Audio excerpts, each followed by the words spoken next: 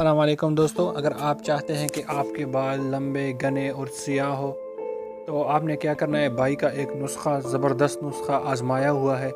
आपने क्या करना है, इस सूफ को बनाना है और किसी भी वेट के बग़ैर अपने बालों पर लगाना है और देखें कि आपके बाल किस तरह लंबे, सियाह और चमकदार होंगे। तो नुस्खा क्या है? नुस्खा ये है कि काले माश साबित आपने लेने हैं। 1 कप आंवला आधा कप लेना है, सिकाकाई आधा कप लेना है और मेथी के बीज 2 बड़े चमचे लेने हैं और साथ में नींबू के छिलके 4 अदद सूखे हुए। फिर क्या करना है, इन सारी चीज़ों को ग्राइंड करना है। ग्राइंड करके एक सफ़ूफ बना लें।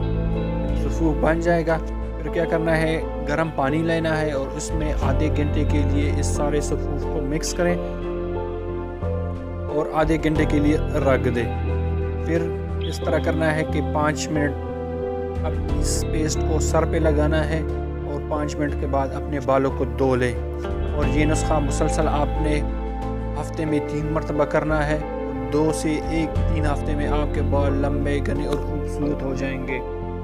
और मज़ीद वीडियोस के लिए हमारे चैनल को लाजमी सब्सक्राइब करें और बेल का आइकन लाजमी दबाएं ताकि जब हम कोई नई वीडियो अपलोड करें तो आपको उसकी नोटिफिकेशन